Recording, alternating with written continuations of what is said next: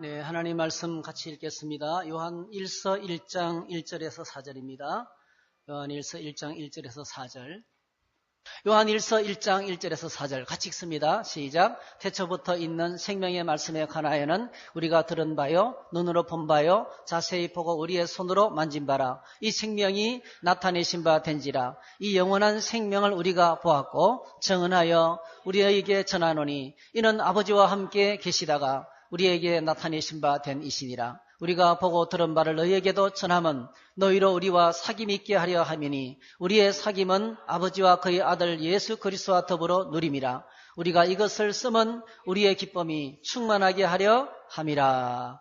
아멘. 오늘 이 말씀을 가지고 교제, 또 친교, 사귐, 코이노니아 같은 말씀입니다. 교제에 관해서 함께 말씀을 생각하겠습니다. 잠시 기도하겠습니다. 하나님 아버지 찬양하게 하시고 또 서로의 소식을 나누게 하시고 기도하게 하시고 이제는 저희들이 말씀을 생각하겠습니다. 오래전에 기록된 말씀이지만은 지금도 하나님은 살아계시고 성경 말씀을 통해서 우리에게 친히 말씀하시기를 원하는 줄 믿습니다. 주님이 말씀하시는 주님의 목소리를 말씀을 통해서 들을 수 있도록 귀를 열어주시기 원합니다. 눈을 열어 보게 해주시기 원합니다. 이 말씀 붙들고 살아서 말씀이 주는 풍성한 축복을 누리는 우리 모두가 되게 해 주시옵소서. 예수님의 이름으로 기도드립니다. 아멘. 오늘이 새로운 삶의 길 시리즈를 그동안에 해왔는데 작년 1월 달부터 해왔더라고요. 근데 오늘이 이제 마지막 주제를 저희들이 만났습니다. 새로운 삶의 길 13번째입니다. 그동안에 우리가 이제 생각했던 많은 주제들이 여러분 생각이 나는지 모르겠는데 잠시 한번 이렇게 쭉 한번 훑어보고 오늘 주제를 다루도록 하겠습니다. 아마 이 교제에 관해서는 너무나 중요한 코이노니아에 대한 주제는 너무나 소중하기 때문에 몇 시간 좀 해야 될 것 같고요. 오늘 첫 번째 시간을 가지도록 하겠습니다. 교제. 여러분, 우리가 새로운 삶이라는 것은 신앙생활이죠. 신앙생활은 영적 생활을 의미합니다. 영적 생활에는 시작이 있습니다. 시작이. 영적 생활의 시작은 영적 출생을 통해서 시작이 되는 거죠. 그런데 그리스도인의 영적인 삶은 아주 독특하게 시작이 됩니다. 여러분 보통 어떻게 태어나나요? 10달 동안 어머니 뱃속에 있다가 태어나잖아요. 근데 그리스도인의 영적 출생은 죽음에서부터 시작됩니다. 죽음에서부터. 그래서 에베소서 2장 1절에 보니까 그는 허물과 죄로 죽었던 너희를 살리셨도다. 예수님을 알기 전에, 믿음을 알기 전에 모든 사람은 하나님과의 관계, 생명으로부터 끊어져 있었다는 거죠. 생명으로부터 끊어져 있는 것이 죽음이에요. 영적으로 죽어 있었는데 다시 새로운 생명을 얻고 살아났다는 것입니다. 이것이 그리스도인의 삶의 시작입니다. 요한복음 1장 12절에 보니까 이 시작이 어떻게 시작됩니까? 예수님을 영접하고 믿었을 때 하나님의 자녀가 되는데 이 자녀가 되는 과정이 바로 뭐냐면 13절에 오직 하나님께로부터 태어나는 것입니다. 하나님께로부터 태어나는 영적 출생의 시간을 갖습니다. 그래서 오늘 우리 모두는 영적 출생을 경험했어요. 예배하고 하나님을 섬기는 우리 모두는 다시 태어난 사람들입니다. 새로운 영적인 삶을 시작한 사람들입니다. 그래서 태어난 아기는 영적으로 출생한 사람은 어떻게 해야 되겠습니까? 베드로전서 2장 2절 갓난 아기들 같이 순전하고 신령한 젖을 사모하면서 영적으로 성숙해야 됩니다. 갓난 아기가 열심으로 목숨 걸고 우유를 먹죠. 배가 고프면 죽을 것만 같이 우유를 제낍니다. 그래서 규칙적으로 때를 따라서 먹으면 쑥쑥쑥 큽니다. 그래서 아이들을 키우면서 아이들이 막 자라는 과정을 보면 얼마나 신기한지. 여러분 조금 아이들이 크면 단문으로 말하던 애가 이제 막 장문으로 이야기합니다. 장문으로 이야기하다가 이제는 고사성어를 막 인용하기 시작합니다. 또 애들이 그 언어 생활 가운데서 오는 성장을 보는 것이 얼마나 기쁜지 모르겠어요. 이것이 바로 어린아이들의 영적 출생의 그 아이들이 성장 과정에 오는 기쁨인데 똑같습니다. 우리들도 믿음도 이게 성숙할 때 행복하고 기쁜 거예요. 그 다음에 두 번째로 이렇게 태어난 사람은 새로운 피조물이 됩니다. 완전히 딴 사람이 됩니다. 똑같이 어제와 똑같이 똑같은 직장을 다니고 똑같은 가정에서 별로 겉으로는 달라진 것처럼 보이지 않지만은 이 새롭게 출생한 하나님의 백성은 완전히 새로운 신분을 받는데 그것을 성경에서는 새로운 피조물이라고 합니다. 새로운 피조물. 그래서 고린도후서 5장 17절에 그런즉 누구든지 그리스도 안에 있으면 새로운 피조물이라 이전 것은 지나갔으니 보라 새 것이 되었도다. 한번 따라 하실까요? 보라 새 것이 되었도다. 그러니까 오늘 그리스도에 대한 소망이 있습니다. 날마다 새로워지는 거예요. 날마다 새로워지는 것이 영적으로 성장하는 것입니다. 이미 새롭게 되었고 새로워지는 것입니다. 뭐가 새로워집니까? 예수님을 믿으면 소속이 달라지는 거예요. 영적인 소속이 달라집니다. 호적이 달라지고 신분이 달라지고 영적인 상태가 달라지고 따라가는 인도의 대상자가 달라지는 거예요. 완전히 달라집니다. 그리고 이제 뭡니까? 우리 생활 가운데서 빛으로 소금으로 여러 가지 달라진 표시가 하나씩 두 가지 이렇게 조금씩 나타나기 시작하는 것이 새로운 피조. 그래서 오늘 저희들이 새로운 신분에 관해서 함께 말씀을 나누었고요. 그 다음에 세 번째 주제가 구원의 확신을 이제 갖게 되는 것입니다. 구원의 확신. 이 새로운 피조물은 하나님이 선물로 주시는 풍성한 구원의 복을 누리게 됩니다. 세 번에 걸쳐서 생각했어요. 세 번에 걸쳐서. 맨 첫 번째로 유일한 구원자이신 예수 그리스도. 예수님께서 유일한 구원자인 것을 같이 나누었습니다. 예수님은 하나님께서 보내신 유일한 구원자인데 예수님 외에 구원받을 수 있는 길이 없어요. 이렇게 말하면요, 굉장히 기독교를 독단적이고 배타성이고 자기들밖에 모르는 종교라고 말할지 모르지만은요, 하나님이 보내주신, 하나님이 우리에게 주신 구원의 길은 하나밖에 없습니다. 제주도에 올라가는 길은 여러 가지예요. 그렇죠? 이리 가도 올라갈 수 있고 저리 가도 올라갈 수 있고 등산로가 여러 개 있습니다, 여러분. 지리산에 올라가는 길도 여러 갈래가 있습니다. 올라가다 보면 정상에서 다 만납니다, 여러분. 근데 구원받는 길은 여러 개 길이 있는 게 아니에요. 불교를 믿어도 되고 뭐 기독교를 믿어도 되고 다 끝에 가서 다 만난다.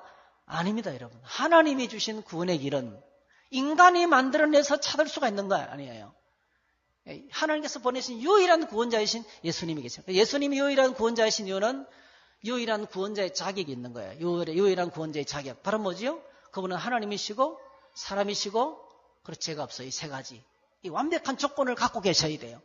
그리고 그분이 어떤 일을 하셨습니까? 우리를 구원하는 일을 하셨어요. 십자가에서 죽으시고, 그렇죠? 십자가에서 죽으시고 부활하셔서 죽음의 권세를 이기시고 성천하셔서 우리에게로 오셨고 그리고 뭐죠? 성령을 보내주셔서 계속 지금도 구원하는 일을 하고 계시는 거예요. 예수님은 구원자의 자격이 있고 구원하시는 실제적인 일을 하셨어요. 석가모니가 내재 때문에 죽지 않았습니다, 여러분. 마호메토가 내재의 문제를 처리하지 않았어요. 공자가 인생은 이렇게 살아야 된다 가르쳤지만은 내 인생의 문제를 해결하지 않았어요. 근데 예수 그리스도는 십자가에서 내 인생의 가장 심각한 문제를 해결했어요. 할렐루야. 그래서 그분은 구원자의 왕vik부역한 자격이 있고 구원하시는 일을 했어요. 그러면 누구든지 예수 그리스도의 말씀을 듣고 믿으면 구원의 풍성한 복을 누리게 되는 거예요. 이게 그래서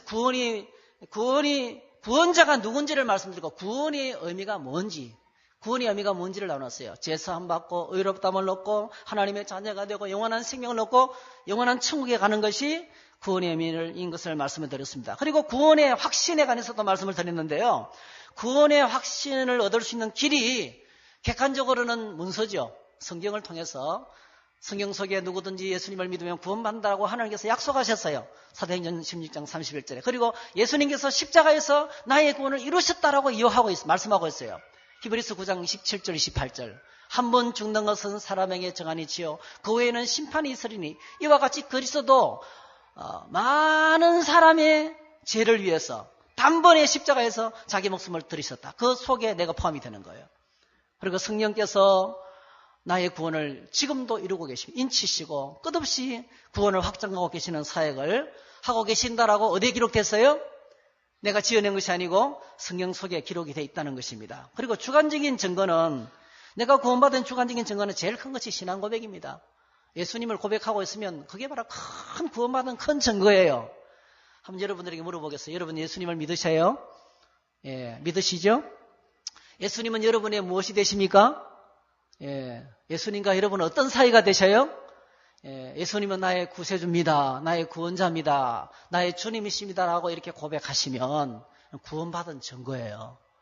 그다음에 관심사가 달라요. 관심사가. 구원받은 사람은 관심이, 물론 우리의 관심은 우리 관심사가 여러 개 많죠. 돈에 대한 관심이 많으실 거예요. 건강에 대한 관심이 굉장하죠.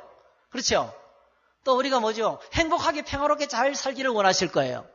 여러 가지 일들이 근데 여러분, 믿는 사람 속에 있는 아무도 막을 수 없는 그 소원이 있어요. 그게 예배 잘 드리고 싶고, 기도 잘하고 싶고, 하나님 잘 섬기고 싶고, 거룩해지고 싶고, 그런 우리 안에 거룩한 소원이 있는 거예요. 그 거룩한 소원은 구원받지 않고는 불가능해요.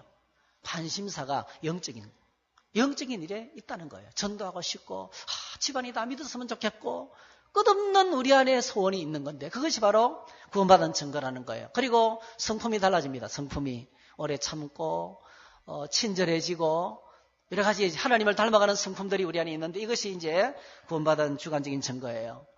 그리고 확신의 바른 길을 소개하면서 한 사람을 예를 들는데, 한 주에 한 사람을 예를 들면서 여러분에게 설명했는데, 그것이 바로 왕의 신하입니다. 왕의 신하. 가버나움에서 왕의 신하가 그 아들이 병들어 죽어가고 있을 때 예수님께로 달려와서 우리 아들을 좀 살려달라고 했을 때 예수님께서 처음에는 거절했어요. 그런데 끝까지 엎드리면서 그 왕의 신하가 절대 권력을 가진 그 왕의 신하가 예수님 앞에 납작 엎드리면서 물러서지 않고 우리 아들을 살려달라고 그렇게 이제 간청했을 때 예수님께서 청천벽력 같은 말씀을 하셨어요. 가라, 내 아들이 살았다. 할렐루야. 주님으로부터 그 말씀을 듣고 그걸 믿을 수 있겠어요? 숨이 넘어가는 lie at the dead point. 숨이 넘어가는 것을 보면서 왔는데 수많은 의사를 동원하고 모든 약을 다 썼어도 아무 소용이 없었는데 그 마지막 순간에 숨 넘어가는 아이를 보고 달려왔는데 예수님께서 하시는 말씀이 네 아들이 살았다. 네 아들이 살아있다. 여러분, 거룩한 주일 예배를 들으면서 성경을 펼치면서 말씀을 묵상하면서 말씀의 보좌 앞에 나가서 주님의 음성을 듣기를 축복합니다. 가라, 아들이 살았다, 이 말씀을 들은 거예요. 그런데 이 신하가요, 이 말씀, 팩트, 사실을 듣고 어떻게 반응했냐면 faith with act 였어요. 이 신하가 말씀을 믿고 가더니 이랬어요. 그 말씀을, 주님 말씀을 믿고 돌아가는 거예요. 지금 같으면 금방 확인할 수 있죠. 휴대폰 치면 되잖아요. 아이들이 살았다는데 이 무슨 진짜 아이들이 살았나 이렇게 확인할 수 있잖아요. 근데 그 당시에는 확인할 길이 없어요. 말을 달리고 달려가니까 아들이 다시 살아나자 종이 이 주인에게 소식을 알리기 위해서 아버지는 집으로 내려가고 종은 말을 타고 아버지께로 달려오고 한가운데서 만났어요. 둘 다 뭐죠?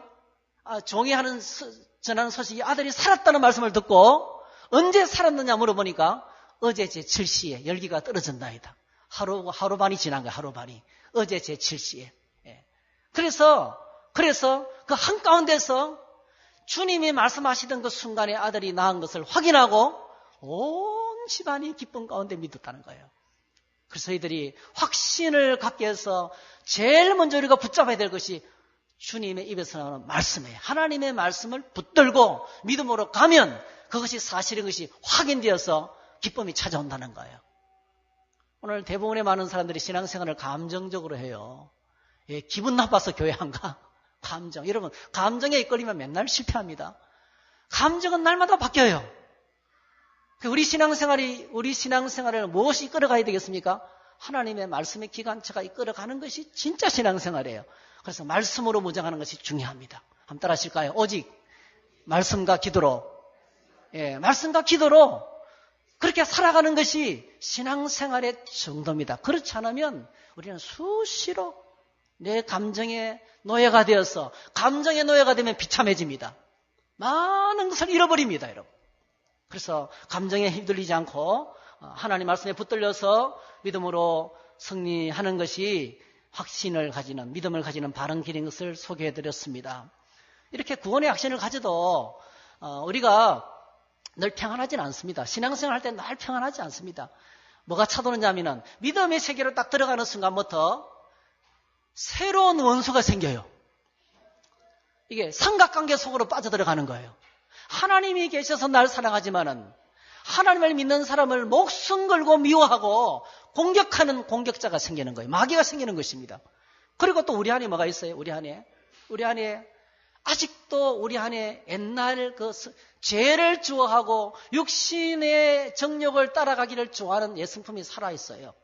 그래서 그때부터 뭐가 찾아오느냐 하면은 의심과 갈등이 찾아오는 거예요. 우리 안에 의심과 갈등이 찾아오는 거예요. 의심과 갈등 어떻게 해야 돼요? 이 의심과 갈등의 문제를 해결해야 돼요. 그래서 이 원인이 무엇인지, 옛성품의 정체가 무엇이고 하나님이 주신 새로운 성품이 무엇인지를 함께 우리가 생각했습니다. 그래서 우리가 계속 여기서 이 두 가지 성품에서 승리하기 위해서는 반드시 해야 될 것이 끝까지 십자가의 주님을 바라보고 승리하신 예수님을 바라보고 그리고 성령님의 승리를 주시는 성령님을 의지해야 된다고 함께 배웠습니다. 그리고 여섯 번째로 그 성령님의 능력이 이제 필요한데 성령이 어떤 분이신지, 성령은 단순히 하나의 영향력이나 파워가 아니고요. 하나님이십니다. 그렇죠? 삼위일체 하나님이신 것을 성령님이 어떤 분이신지를 배웠어요. 영광과 권세와 능력이 동일하신, 영광과 권세와 능력이 동일하신. 자, 여러분 지금 이 말씀 들으면서 꼭 기억하실 때 우리가 1년 동안 했던 것을 오늘 한꺼번에 다 듣는 거예요. 그래서 오늘 잘 들으시면 1년 동안 대충 했어도 전체가 정리가 딱 되는 겁니다. 그래서 집중을 해서 들어주시면 좋겠어요. 이 성령은 하나님이십니다. 영광과 권세와 능력이 동일하신 하나님. 그런데 이 성령께서 어떤 분이신지를 쭉 어떤 일을 하시는지를 쭉 제가 여러분에게 소개를 해드렸어요. 참 놀랍게도요. 성령은 이런 분이에요. 우리 안에 거하십니다. 우리 안에. 오늘 성령께서 내 안에 거하십니다. 우리 속에 거하시면서 나를 돕는 거예요. 할렐루야. 내 안에 계십니다. 그 다음에 나에게 확신을 주시고 내게 능력을 주시고 권능을 주시고 각종 하나님의 일을 감당할 수 있는 수많은 은사와 능력을 주시고 내가 잘못했을 때는 책망하시고 어떤 데는 이렇게 하라 저렇게 하라 지시하시고 명령하시고 그리고 나의 잘못된 행실을 지적해 주시고 그리고 어떤 데는 지혜와 지식을 주십니다. 어떤 상황에서 어떻게 해야 할지 가르쳐 주십니다. 어떤 데는 아무도 위로할 수 없는 그 위로를 하나님께서 성령으로 위로해 주십니다. 그리고 기쁨을 주시고 찬양을 주시고 그리고 우리 인생을 새롭게 하십니다. 할렐루야. 이 성령이 내 안에 계시면 여러분 축복합니다. 성령의 도우심 속에 살기를 축복합니다. 날마다 성령의 인도를 따라서 그렇게 살아가는 것이 믿음으로 사는 삶의 특징이라고 말씀을 드렸습니다. 그리고 일곱 번째로 이 성령으로 충만하게 되어야 됩니다. 하나님의 성령으로 충만할 때 비로소 완전한 승리의 삶을 살게 되는 것입니다. 성령 충만을 위해서는 성령 충만을 위한 준비가 필요한데요. 첫 번째가 회개하는 것입니다. 회개하고 제사함을 받으면 성령을 선물로 주신다. 성령의 선물. 이거는 뭐냐 하면요. 성령 자체를 선물로 받는다는 거예요. 성령의 은사들 하면 뭐죠? 성령이 주시는 여러 가지 은사들이에요. 선물들. 그런데 성령의 선물은 성령이 우리에게 선물로 통째로 오신다는 거예요. 그래서 믿음의 사람들은 그냥 단순하게 생각하시면 안 돼요. 우리 안에 누가 계십니까? 성령께서 들어와 계시는 거예요. 하나님의 거룩한 신이 내 안에 들어와 계시는 것입니다. 그리고 우리는 성령을 사모해야 됩니다. 마치 목마른 사람이 물을 사모하는 것처럼 이렇게 사모할 때 하나님께서 생수의 강이 흘러나게 될 것이라 말씀하셨어요. 그리고 성령 충만을 위해서는 하나님과 친밀한 관계를 계속 유지해야 됩니다. 하나님과 친밀한 관계를 가지는데 가장 중요한 것이 죄를 자꾸 제거하는 거예요. 여러분 말씀 읽으면서 죄가 찾아지기를 축복합니다. 하나님 말씀 읽으면서 죄를 깨달아야 돼요. 죄를 깨닫고 그 깨달은 죄를 하나님께 고백하고 회개하고 이렇게 계속 하나님과 친밀한 관계를 계속 가져나가는 것입니다. 계속 지적하고 깨닫게 하는데도 무시하면 마음이 점점 단단해집니다. 하나님께서 말씀을 깨닫게 해주시고 죄를 깨닫게 해주시는데 그걸 무시한 만큼 마음이 점점 단단해집니다. 마음이 단단해지면 어느 순간에 하나님이 우리의 마음을 완악하게 하십니다. 그래서 주님께서 말씀하실 때 부드러운 마음을 가지는 것이 필요합니다. 그리고 마지막으로 순종. 주의 말씀에 순종하는 자에게 성령을 주신다 하셔서 순종할 때 성령으로 충만함을 유지할 수 있고 궁극적인 성령 충만은 성령 충만하고 말씀하신 명령에 순종해야 됩니다. 너희는 술 취하지 말고 오직 성령으로 충만함을 받아라. 에베소서 5장 18절 그렇게 말씀하셨습니다.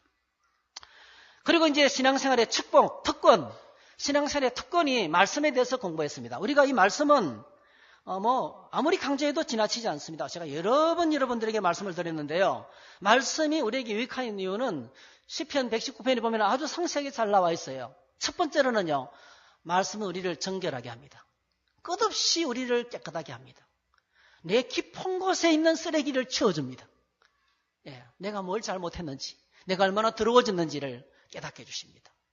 깨끗하게, 우리를 깨끗하게. 하나님의 말씀은 정결해서 우리 영혼을 소생시키시고 깨끗하게 합니다.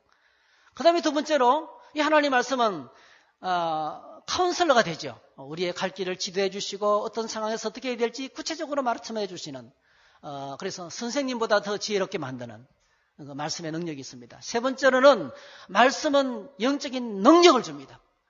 마귀의 세력과 죄의 세력을 추방할 수 있고, 맞서서 싸울 수 있는 능력을 주십니다.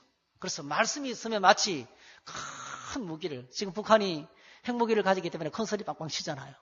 그런 것처럼 우리가 이 세상을 향해서 큰 소리 빵빵 치면서 담대하게 살아갈 수 있는 능력이 어디로부터 나온다고요?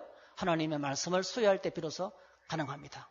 그리고 말씀 우리를 영적으로 건강하게 해서 잘 성숙하게 만드는 것이 하나님 말씀의 능력인 것을 보게 됩니다. 그리고 기도 생활에 관해서 말씀을 드렸습니다. 기도는 여러분 제일 큰 그 내용이 하나님과 대화라는 거예요. 기도는 하나님과 대화합니다. 무조건 울어야 되는 것도 아니고요. 심각하게 말해야 되는 것도 아니고요. 어렵게 말해야 되는 것도 아니고요. 그냥 내 상태를 주님께 말씀드리고 이런 상황에서 내가 어떻게 해야 됩니까? 주님의 도움을 구하는. 영육간에 필요한 모든 것들을 주님께 말씀드리는 겁니다. 대화하는 시간입니다. 그래서 부담 갖지 마시고 편안하게 대화할 수 있도록 도와주셔야 되는데요. 해야 되는데 기도를 잘하려면 뭐가 필요하겠습니까? 하나님의 뜻을 잘 파악해야 되겠죠. 그래서 말씀을 부지런히 읽을 때 기도 생활을 잘할 수가 있습니다. 기도의 구성 요소는 첫 번째로 높이고 찬양하는 adoration, 높이고 찬양하는 것이 필요합니다. 하나님 최고입니다. 높이고 찬양하는 것이 필요합니다. 그 다음에 두 번째로는 감사죠. 감사. 어머니 손가락. 감사. 주신 은혜에 감사한 고백을 드리는 것입니다. 세 번째로는 잘못한 죄가 있으면 용서해달라고 기도하는 것입니다. 그리고 마지막으로는 이런 것 저런 것들 필요한 것들 나의 필요, 가족들의 필요, 교회의 필요, 그리고 믿음의 분량이 커지면 온 세상의 필요, 그리고 하나님의 필요 이런 것들을 보면서 기도의 폭이 자꾸 넓어지는 것입니다. 그래서 진심으로 기도의 세계로 나가면 점점 더 넓어지고 월드리 크리스찬이 아니고요. 세속적인 크리스찬이 아니고 진짜 월드 크리스찬, 우주적인 크리스찬이 되는 겁니다. 큰 뜻을 품고 하나님의 눈으로 세상을 바라보면서 기도하는 그런 이제 기도 가운데 주님을 만나는 축복이 있습니다. 그리고 이제 우리가 이 세상에 수많은 시험과 유혹이 있는 것을 공부했고요. 시험과 유혹. 지금도 끝없이 마귀는 우리에게 시험을 하고 우리를 유혹합니다. 이 사단과의 투쟁 속으로 들어가게 되는데요. 시험에서 승리하기 위해서, 유혹에서 승리하기 위해서는 반드시 우리가 좀 무장을 해야 되는데, 제일 첫 번째로 하나님이 누구신지 깊이 알아야 되죠. 우리 하나님이 누구신지 알아야만이 영적인 싸움에서 승리할 수 있고요. 두 번째로는 말씀을 가까이 해야 됩니다. 말씀이 무기이기 때문에. 세 번째, 깨어서 기도해야 됩니다. 여러분, 내일부터 특별 기도회를 진행하는데, 특별 기도회 하는 이유가 뭐겠어요? 기도가 잘 안 되니까 특별하게 하는 거 아니겠어요? 그래서 3일 동안 열심히 기도하면 기도의 습관이 회복됩니다. 그래서 이 3일간의 짧은 기도도 오래 하지 않습니다. 1시간 정도 해요, 1시간. 여러분, 저녁 1시간 투자하지 못하겠어요? 아무리 몸이 아파도 나올 수 있어요. 마음만 있으면. 거리에 상관없더라고요, 거리에. 하나님께 나와서 열정에 비례하는 것 같아요. 그래서 기도해야 되겠다. 이제 정말 기도해봐야 되겠다. 다짐하시면 저는 8시에 나와서 함께 기도할 수 있게 되시기를 바랍니다. 그리고 적극적으로 마귀를 대적해야 되죠. 적극적으로 마귀를 대적하는 담대함이 있을 때 승리할 수 있습니다. 11번째 우리가 구별된 삶을 공부했어요. 구별된 삶. 하나님께서 우리가 세상에서 고립되어 살기도 원하지 아니하시고 세상을 떠나서 숲속에 들어가서 혼자 살기도 원하지 아니하시고 어떻게 살기를 원하세요? 세상에 살면서 안 믿는 사람하고 똑같이 그렇게 살기도 원하지 아니하시고 우리에게 원하시는 것은 하나님께서 구별된 삶을 원하시는 거예요. 다르게 살기를 원하시는 거예요. 여러분 다 주님 안에서 다르게 살기를 원합니다. 똑같이 공부해도 인생의 목적이 달라지는 거죠. 똑같이 학교 생활해도 그리스도인들은 다르게 생활해야 되는 거죠. 인생의 목적이 다르는 겁니다. 그래서 특별히 구별된 삶의 아주 중요한 원리 3가지를 나누세요. 첫 번째로는 모든 것을 하나님께 영광이 되도록. 그래서 물어보세요.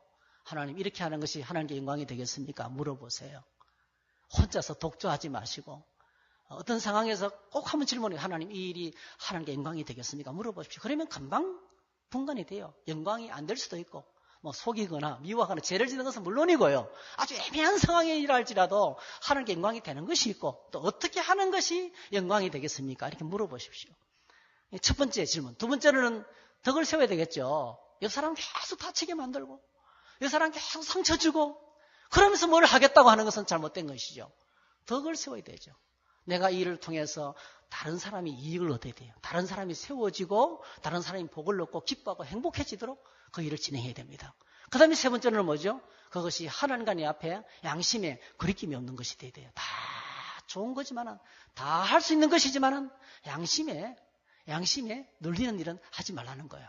이렇게 살 때 뭐죠? 이렇게 살 때 우리가 구별된 삶을 세상에서 하나님이 칭찬받는 삶을 살게 될 것이다. 그리고 구별된 삶 가운데 가장 큰 것이 우리 삶의 제일 많은 부분을 차지하는 것이 노동입니다. 직업의 현장에서, 일터에서. 참 여러분 이게 어렵습니다. 시킨 대로 다 하면 일이 막 넘치고요. 또 약간 또 그렇다고 해서 또 빼다가게 할 수도 없고요. 들이받을 수도 없고. 참 이게 직장 생활 속에서 다 착한 사람들이 아니잖아요. 얼마나 사람들이 악합니까? 그 악한 직장 가운데서 하나님 백성으로 살아가기가 얼마나 힘든지 모르겠어요. 근데 노동의 현장에서 사람에게 하듯 하지 말고, 그렇죠? 사람에게 하듯 하지 말고 이 노동이 하나님이 내게 주신 거룩한 것이다. 그냥 먹고 살기 위한 수단이 아니라는 거예요. 하나님이 내게 주신 거룩한 소명이다. 이 일 하라고 하나님께서 나를 부르셨다. 그래서 이 일을 통해서 영광을 하나님께 돌려야 되겠죠. 노동이 예배가 되게 하고 노동이 하나님께 아름다운 일이 되게 하는 그런 성실하고 열심히 섬기는 노동에 대해서 저희들이 배웠습니다. 그리고 오늘 이제 새로운 주제를 만나는데요. 한 10분 정도 나누겠어요. 교제, 친교, 사귐, 코이노니아. 아주 중요한 성경에서 가장 핵심 마지막 주제입니다. 마지막 주제. 예수 그리스도를 구주로 모셔드린 사람은 각 개인이 고립된 상태에 있는 것이 아니라 한 그리스도의 한 지체로서 서로 연합되어 있게 됩니다. 로마서 12장 5절 이와 같이 우리 많은 사람이 그리스도 안에서 한 몸이 되어 서로 지체가 되었느니라. 로마서 12장 5절을 쉬운 성경으로 이렇게 번역해놨습니다. 우리도 여럿이지만 그리스도 안에서 한 몸을 이루었고 한 사람 한 사람이 서로에 대해서 지체로서 연결되어 있습니다. 그랬어요. 한번 따라해 볼까요? 한 사람 한 사람이 서로 연결되어 있다. 꼭 기억하시면 좋겠어요. 우리는 그리스도 안에서 홀로 존재하는 것이 아닙니다, 여러분. 나는 혼자 믿는 게 아닙니다. 믿을 때는 혼자 결단해야 돼요. 믿음은 혼자 결단해야 돼요. 그런데 딱 믿는 순간부터 한 교회 안에 같은 그리스도인들과 연결이 되는 거예요. 아주 중요한 서로 연결되어 있습니다. 혼자가 아니라는 것입니다. 그래서 우리가 이 연결되어서 한 몸을 이룹니다. 연합되어서 한 몸을 이루는 것입니다. 여러분 우리 지체들이 서로 사랑할 때 다른 지체를 섬길 때 가장 컨디션이 좋죠. 예를 들면 손이 뭘 합니까? 손이 손 자신만을 위해서 하지 않잖아요. 손은 이야기할 때 이렇게 제스처를 통해서 말하는 걸 돕고 있어요. 그렇죠? 얼굴 표정도 그 말을 표시를 내는 거예요. 이렇게. 그리고 또 뭐죠? 입은 열심히 떠들고. 그리고 이 손은 뭐죠? 먹을 걸 자꾸 입에 갖다 넣어줘요. 그렇죠? 갖다 넣어주고. 하여튼 우리 몸의 지체를 보세요. 전부 다 자기를 위해서 일하지 않고요. 전부 다 다른 것을 위해서 일하고 있어요. 이 지체들이. 그럴 때 가장 아름답습니다. 그런데 여러분, 이 지체가 자기만을 생각하고 이주에 살아도 되고 자기만을 위해서 일할 때 뭔가 일하기 시작할 때 그는 뭐죠? 심각한 질병이 찾아오는 거예요. 가장 대표적인 것이 바로 뭐죠? 암덩어리입니다. 암덩어리. 암덩어리는 다른 데의 피를 다 빨아서 자기 혼자 배불리 터지는 거예요. 그래서 암 환자들이 어떻게 해서 돌아가시냐면은 암 환자들이 돌아가시는 제일 마지막 현상이 굶어서 영양실조로 돌아가는 거예요. 왜요? 암덩어리가 모든 영양분을 다 빨아제껴 버렸어요. 자기만을 생각합니다. 자기만을 생각하면 고통이에요. 그래서 여러분, 한 공동체 안에서 몸이, 청주 성도교의 몸이, 가정과 셀의 몸이 가장 빛나고 아름답기 위해서는 서로를 위해서 봉사하는 거예요. 상대방을 축복하고 상대방의 뜻에 귀를 기울이고 상대방의 형편을 챙겨주고 이렇게 서로 빛나게 하는 공동체입니다. 그래서 자기만을 위해서 일하는 것은 암세포입니다. 그래서 우리가 믿을 때에 믿음의 세계로 딱 들어가면 두 가지 연합이 일어납니다. 첫 번째로는 예수님과 연합하게 되죠. 한 사람이 예수님을 믿으면 예수님과 연합하게 됩니다. 로마서 6장 5절 같이 읽습니다. 시작. 만일 우리가 그의 죽으심과 같은 모양으로 연합한 자가 되었으면 또한 그의 부활과 같은 모양으로 연합한 자도 되리라. 이 말은 뭐냐면 예수 믿는 순간에 예수님과 우리가 하나 된다는 거예요. 우리가 예수님과 연합해서 하나가 됩니다. 우리가 여러분 세상에서는 어떤 모습으로 초라할지 몰라도요. 하나님께서 우리를 보실 때는 굉장히 영광스럽습니다. 누구만큼요? 예수 그리스도만큼 존귀합니다. 그래서 좀 쉽게 말하면 예수님을 믿는 순간에 팔자가 딱 바뀝니다. 천한 팔자에서 천한 팔자에서 존귀한 하나님 백성으로 바뀝니다. 하나님의 아들처럼 존귀한 자가 되는 것입니다. 주님과 내가 연합해서 하나가 되는 것입니다. 두 번째로 예수 믿는 순간에 신자들과의 연결이 일어나는 거죠. 우리가 그래서 좀 전에 읽었던 것처럼 한 사람 한 사람이 서로에 대해서 지체로서 연결되어 있습니다. 지체로서 서로 우리가 연결되어 있습니다. 이것이 바로 거룩한 연결입니다. 에베소서 4장 16절에도 온몸이 각 마디를 통하여 도움을 받음으로 연결되고 결합되어 각 지체의 분량대로 역사하여 그 몸을 자라게 하여 사랑 안에서 스스로 이렇게 서로 연결되고 결합되어 있다는 겁니다. 고린도전서 12장 12절 13절 몸은 하나인데 많은 지체가 있고 몸의 지체가 많으나 한 몸인가 같이 그리스도도 그러하니라. 우리가 유대인이나 헬라인이나 종이나 자유인이나 다 한 성령으로 세례를 받아 한 몸이 되었고 또 다 한 성령을 마시게 하시느니라. 다 한 성령으로 세례를 받아서 하나가 됐다는 거죠. 하나가 됐다는 것입니다. 여러분 몸의 가장 큰 고통은 지체가 떨어져 나가는 것입니다. 손가락이 떨어져 나가고 수술 여러분 얼마나 고통스럽습니까? 잘라내는 거잖아요. 내 몸의 일부를 잘라내는 것이 수술이잖아요. 얼마나 고통스러운지 몰라요. 아무리 작은 수술도 고통스럽습니다. 몸에서 가장 고통스러운 것은 지체를 잘라내는 거죠. 떨어져 나가는 것입니다. 그래서 오늘 공동체에서 가장 큰 고통은 누군가 고립되고 누군가 상처받고 떨어져 나가는 거예요. 우리가 이렇게 서로 서로가 연결되어서 다 여러분 연결되어 있다는 것을 꼭 기억하시기 바랍니다. 나는 절대로 이 사람들하고 안 엮일 거야. 이거는 뭐죠? 비성경적인 것입니다. 그런 말은 뭐죠? 스스로 분리가 되는 거죠. 스스로 내가 스스로 공동체에서 들어가는 스스로 고통의 속으로 들어가는 것입니다. 몸을 고통하게 만들고 자기도 성숙하지 못하는 것입니다. 부족하지만은 우리가 온전하지 못하죠. 부족하지만은 연합해서 하나가 돼서 서로 연결을 점점 깊어나가고 또 관계를 점점 더 깊게 해나가는 것이 중요합니다. 그래서 함께 신앙생활하면서 가장 어리석은 일은 분리하는 것입니다. 연합을 깨뜨리는 것입니다. 누군가를 비난하면서 스스로 자신을 망치는 것입니다.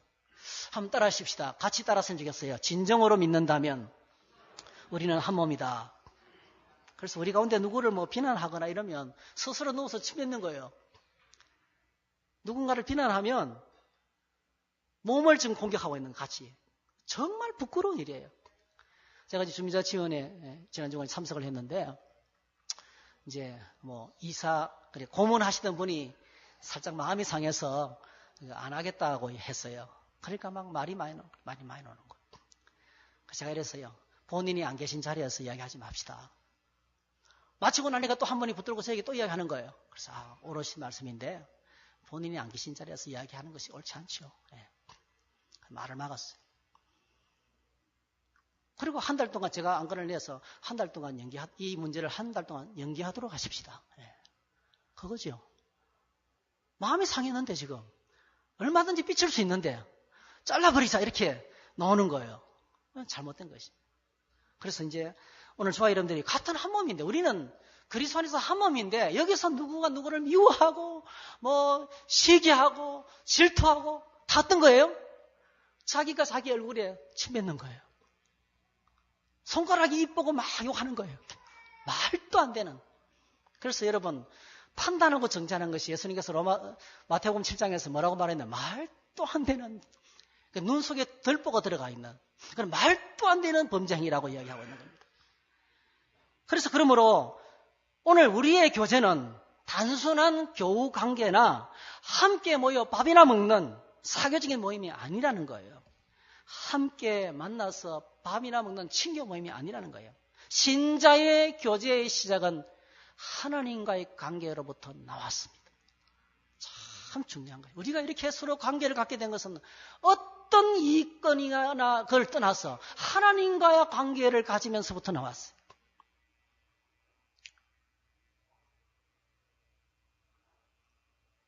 하나님께서 우리를 사랑하셔서 독생자를 보내주셨어요. 하나님께서 우리를 먼저 찾아오셨어요.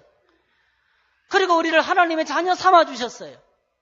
우리가 예수를 믿고 하나님의 자녀가 되면서 형제가 서로가 되었어요. 서로 형제가 되었어요. 그래서 요한 1서 1장 3절에 우리의 사귐은 아버지와 그의 아들 예수 그리스도와 더불어 누림이라 했어요.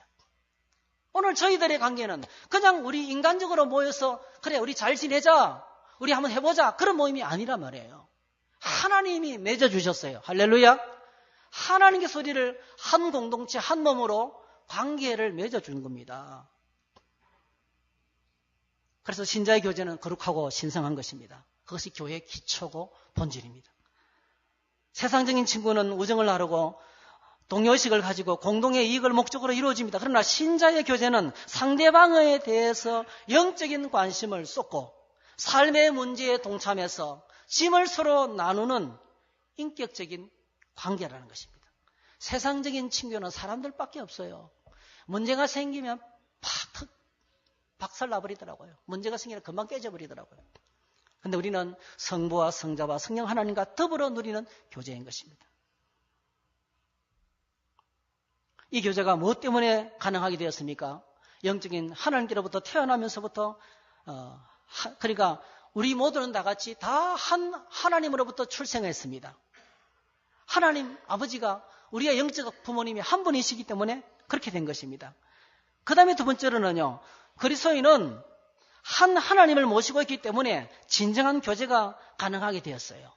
에베소 4장 1절부터 6절까지 보니까 주도 한 분이시요, 믿음도 하나요, 세례도 하나요, 하나님도 한 분이시고 만유의 아버지시고 이 하나님이 계시기 때문에 한 분 하나님을 믿게 되기 때문에 우리가 비로소 교제를 가능하게 되었습니다. 또 그리고 저희들은요, 동시에 우리는 지위 과를 막론하고 한 분 지도자를 모시고 있습니다. 어느 누구도 우리의 선생이 될 수가 없어요. 우리 모두는 전부 다 오직 예수님으로부터만 배울 수 있습니다. 마태복음 23장 8절 10절 그러나 너희는 랍비라 칭함을 받지 말라. 너희 선생은 하나요. 너희는 다 형제니라. 또한 지도자라 칭함을 받지 말라. 너희의 지도자는 한 분이시니 곧 그리스도시니라 했어요. 그러니까 우리를 가르칠 수 있고 지도하는 선생님은 예수님밖에 없다는 거예요. 우리 모두는 전부 다 예수님께 배우는 사람들인 겁니다. 그래서 함께 배우는 훈련생들이기 때문에 서로 교제가 가능하게 되는 것입니다. 그리고 고린도서 12장 27절에 우리는 주님에 붙어있는 지체, 연합해서 한 몸을 이루고 있는 지체고, 그래서 성경에서 궁극적으로 이렇게 가르쳐주고 있는 마지막 정체성은 우리가 성령을 모시고 계시는 성전이라는 것입니다.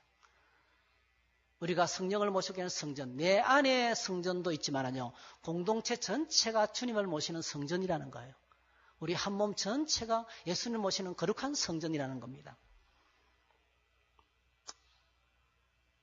그래서 우리가 서로 하나 되는 교제를 나눌 수 있는 근거는 우리 모두는 하나님의 자녀이고 같은 형제이고 함께 거룩을 향해서 나가는 성전이 되었기 때문에 꼭 기억하셔야 돼요. 평등한 관계 속에서 아름다운 교제를 나누는 것이 가능하게 되었습니다.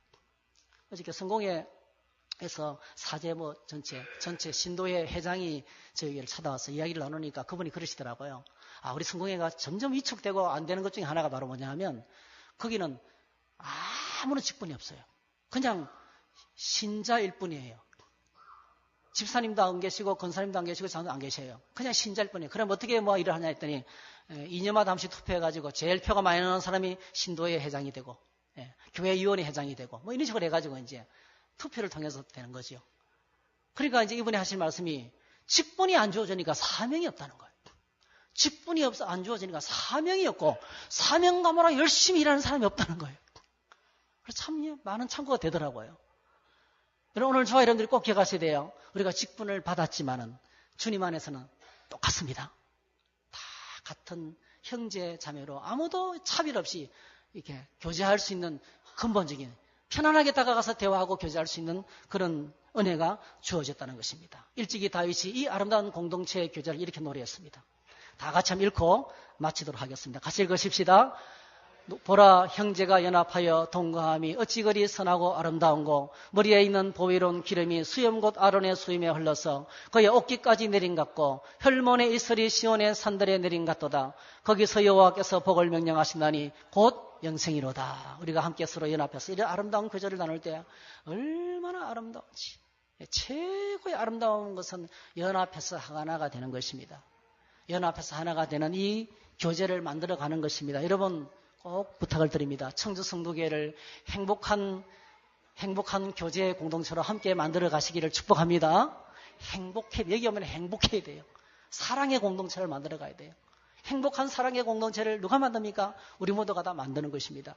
그렇게 만들 때 2절에 아론의 머리에 기름을 부어서 기름이 막 흘러넘치는 이는 감당할 수 없는 은혜입니다. 할렐루야. 감당할 수 없는 은혜가 임하는 거예요. 여러분 저희 교회 목회하면서 제가 많이 경험하는 것 중 하나가 몇 사람이 모여서 음식 먹고 나누는데 터졌어요. 기도가 막 터졌어요. 막 울면서 막 하나가 되었어요. 근데 그때 교회가 많이 어려웠는데 그 기도 모임을 통해서 교회가 회복되더라고요. 할렐루야. 굉장히 중요합니다. 그래서 이게 감당할 수 없는 은혜가 세일 모임 가운데 임합니다. 여러분 함께 모여서 나누고 기도할 때 이 머리에 기름을 들어붓는 것처럼 은혜가 임합니다. 그 다음에 3절 혈몬의 이슬이 시온의 산들에 내린 같이 이슬은 비 같은 이슬이 그러니까 안개 같은 안개비인지 비안개인지 모르겠어요. 어쨌든 간에 내리는 것처럼 보이는데 자세히 보면 없어요. 이게 빗줄기도 보이지 않고 언제 내리는지도 잘 몰라요. 근데 아침에 나가면 이슬이 쫙하게 내려 있어요. 근데 그 이슬 때문에 곡식이 자라는 거예요. 소리 없이 조용하게 은혜를 받았는지 안 받았는지 잘 모르겠어요. 그런데 그것 때문에 열매가 자라고 결실하고 꽃이 피고 할렐루야. 날마다 내리는 은혜입니다. 하나는 은혜는 폭포 같은 큰 은혜고요. 또 하나는 매일같이 일상 가운데 소리 없이 찾아오는 은혜. 그 은혜가 어디 임합니까?